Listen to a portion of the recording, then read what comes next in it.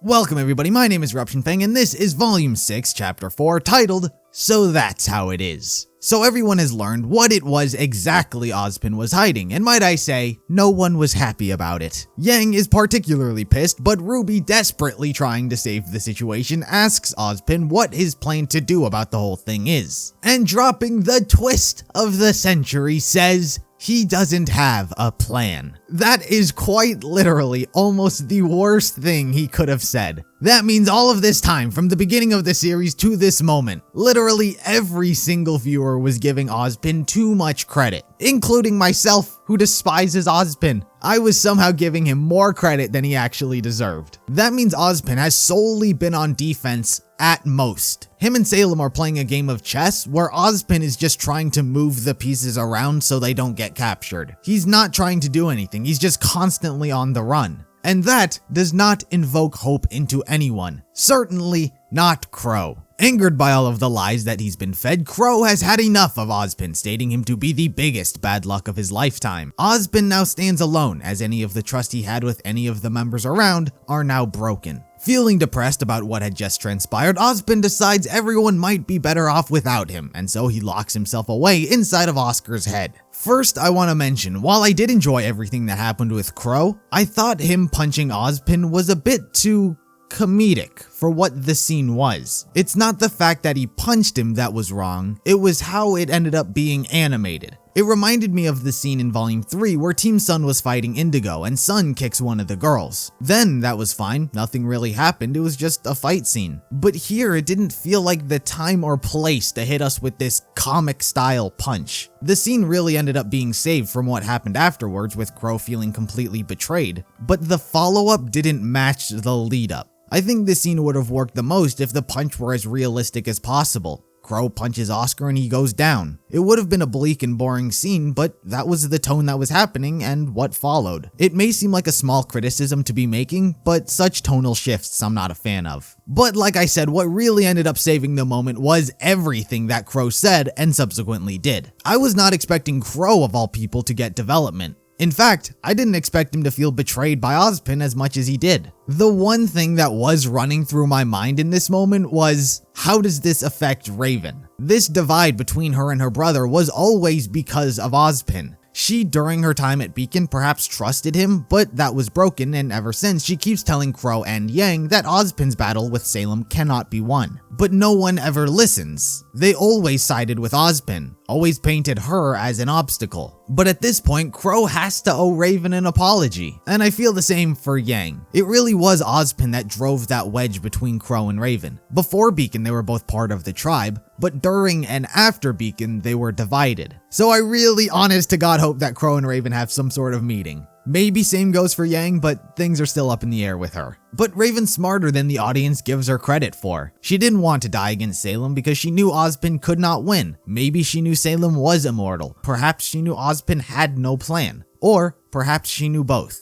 Raven had the clearest vision, and no one saw that. Something else that I really liked was the interaction between Oscar and RWBY. Oscar is confused and scared if he's his own person or if he'll just end up being another life on Ozpin's record. RWBY responds that he's him, but Crow tells her not to lie to him. While it's incredibly blunt for Crow to say that, I loved that he said it. It implies that they're not going to be Ozpin. They aren't going to lie to each other. Crow's life and whole trust system was just wasted because of lies that he was fed. And now he does not want the younger generation to be manipulated and led astray as he was. I think it shows that Team RWBY, Crow, and Oscar are not going to be playing by the same system that Ozpin and Salem have been doing for so long. Then there was Ozpin just bouncing and locking himself in his room. While I do not like Ozpin and think literally most of the decisions he makes are bad, he does not get to just lock himself in a room until everyone says they need him for something. He must face the music. Even still, he's in control because it was his choice that locked himself away. They can't force him out.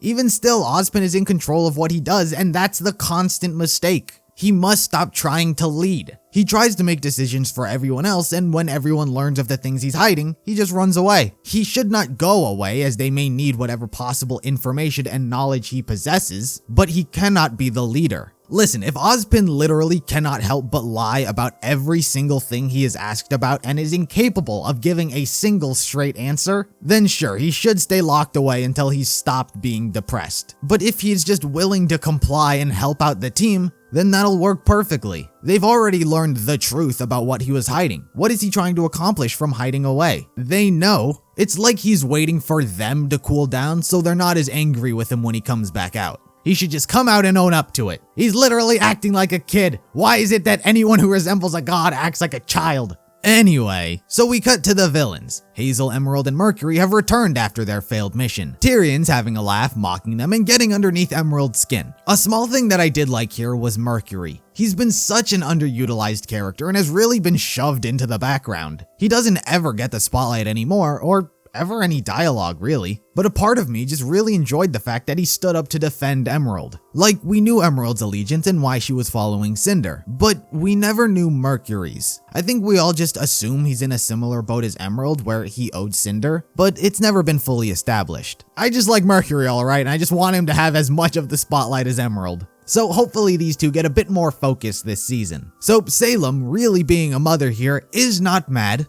She's just incredibly disappointed. Asking whose fault it is the mission failed, Hazel steps up saying it was because of him. Salem, not liking that answer, forces them to tell the truth, that it was Cinder's fault. Salem tells everyone that she survived and she must walk alone because of this failure for now. At first, I didn't fully understand what was happening here, and honestly, I don't think I fully do. First was Hazel taking the blame. I think the show has established enough that Hazel is not a bad guy. He's not like Tyrion, he's not like Watts. Hazel is actually a pretty good person, excluding the whole Salem thing. So to take the blame was a selfless act that he did. He didn't want Mercury or Emerald to be punished, and so he wanted to be the one to take the punishment. I think mainly because in scenarios like this, one of the living has to take the blame. If he had blamed Cinder, who he thought was dead, then it's almost like he would be pinning the blame on someone who couldn't defend themselves. So I know why he did it. It's actually the logical thing to have done, but it was Salem's reaction to it that was weird. It was as though she knew it was 100% Cinder's fault, and she didn't like that Hazel was lying to her, even if it was quote-unquote for a good reason. It's the complete opposite of Ozpin, where Ozpin's whole life is a lie and based around lies. Salem is almost forcing everyone to tell the truth. I'm not saying that Salem tells the truth, I'm more than certain she also lies. But based on the scenes that we've seen her in, she hasn't lied or told half-truths or withheld the truth. She told everyone Cinder was alive almost the moment that they got back. But Salem does function on a much more fear-based leadership, so people are scared to ask questions. It was just something that I noticed this episode, that Salem is more honest than Ozpin and weirdly has more trust in others than he does. But Hazel's report does not end there, as he informs Salem that the lamp is being brought to Atlas, led by Ozpin. Everyone then very quickly leaves the room and Salem